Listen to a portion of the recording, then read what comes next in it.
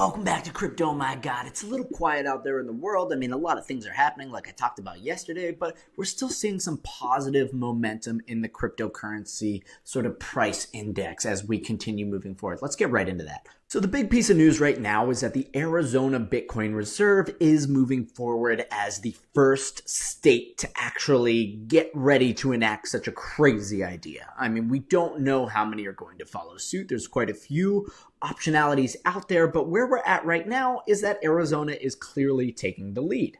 So this thread from Bitcoin Laws was really the most concise and compact way to discuss this. And what we've seen is that there is now a bill that is prepared to go forth to the governor's desk. Now there's an interesting element here, right? What now for Arizona's Bitcoin Reserve? Last week, Hobbs signed one bill related to digital assets and vetoed another, so it could go either way, which means that now is the time to contact our office. They're basically saying if you live in Arizona and you're supporting this cause, go and reach out. Of course, like any good thread, you provide the way to do so. Make it a few clicks. Now, the two bills that went to the governor's desk would be HB 2906. That would have expanded the regulatory sandbox to include crypto companies. Hobbs vetoed that. HB 2342 protects Bitcoin mining from regulatory discrimination. Hobbs signed it. Now, let's just break down a little bit of what these things did. So HB 2906 incorporates blockchain companies, crypto assets, digital assets into this sandbox that is unique to Arizona. Basically, it allows companies to run, quasi-experimental, what we would call testing the waters campaigns. So in Arizona, this means that companies can open up a new product to about 17,000 users, 17,500, something to that effect. But basically saying you're allowed to grow up until a certain point in order to test your product before launching and expanding. Obviously, this is related to fintech, things that are very deep in regulation, deep in compliance. And what it really comes down to is that this saves the companies a lot on legal requirements, on registration, on things that are just high cost basis items, really revolving around the law. Again, this is why LexNode's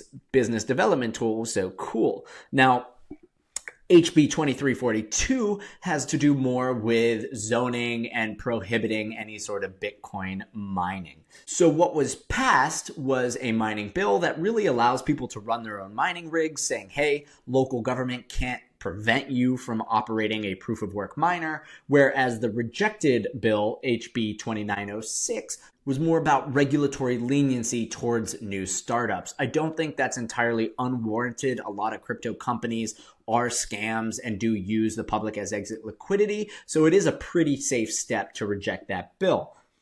Now, what's kind of interesting and more relevant today is that Arizona House has passed the Bitcoin Reserve Bill SB 1373, which goes to the governor's desk for final signature. What this does is sets up a new investment fund and permits up to a 10% allocation into Bitcoin.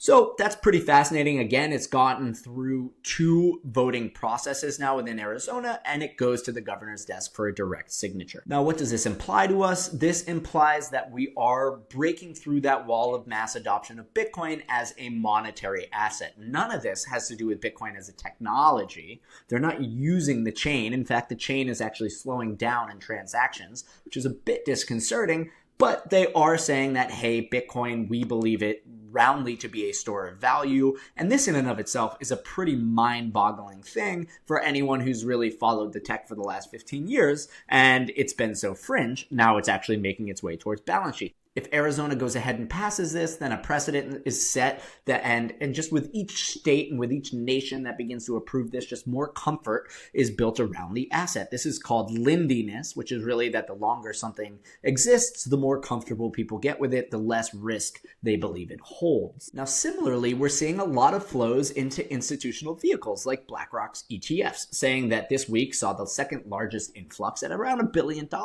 which is why Bitcoin is looking pretty good right now. We're at $95,300. That's quite crazy for a Bitcoin, if you ask me. And all of this just goes to show that the wheels are turning for adoption, right? The risk factor is being seen as less. The capacity to hold it and to defend that decision is becoming more acceptable. And just the more people that do that, again, the wheel begins to self-perpetuate itself. So all of this is very positive momentum for Bitcoin. And of course, as goes Bitcoin, so goes the rest of the industry. Now, just in a really fun split from like Bitcoin and broad macro, I did see some announcements from Dubai. Pudgy Penguins has partnered with Swi's Walrus. If you remember, Walrus is a decentralized storage protocol. Swi is one of the ex-Meta platforms, which uses the Move language. It's a very safe, secure, and easy to write programming language.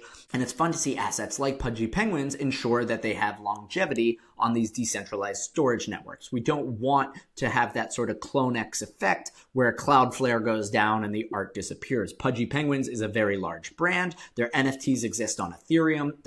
Their meme coin Pengu exists on Solana, and now the Ethereum assets are going to be stored on Sui. Now, Sui is an Ethereum virtual machine compliant chain, so it does allow these Ethereum assets to exist in its storage network. All of this goes to show what a really big brand building on blockchain is looking to do, which is to say they don't want to be pick and choose. They don't want to get into these maxi conversations, right? Ethereum versus Solana versus anyone.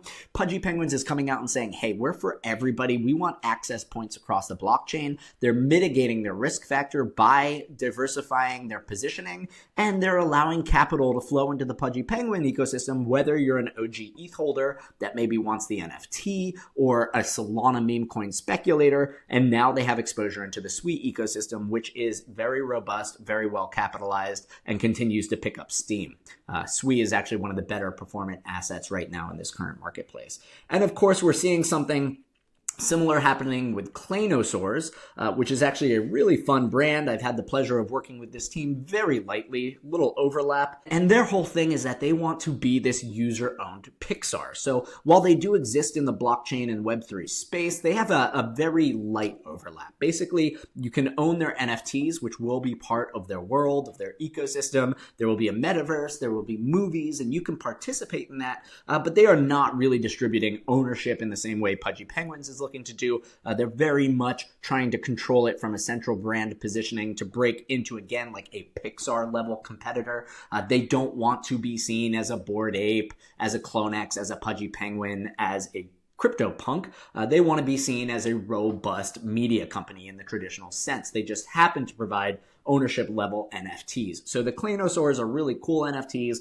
They move, they have this awesome animation, and you can see it's a really robust world. So Clayno, just like Pudgy Penguins, also going to be storing their information and their data on the Sui Walrus network. Again, I think this is just a great move. We want more decentralized storage. If we had decentralized storage for 23andMe, you would be in control of your data rather than the company that's now going bankrupt and might sell your genetic material information. So all of this is to say, this just backs up the longevity and the seriousness of the crypto industry, right? The decentralized data storage is probably one of the single greatest use cases that blockchain has to pitch. We're seeing movement in a positive way, both on the price reflectiveness of Bitcoin, the adoption across hopefully the first state to launch a reserve.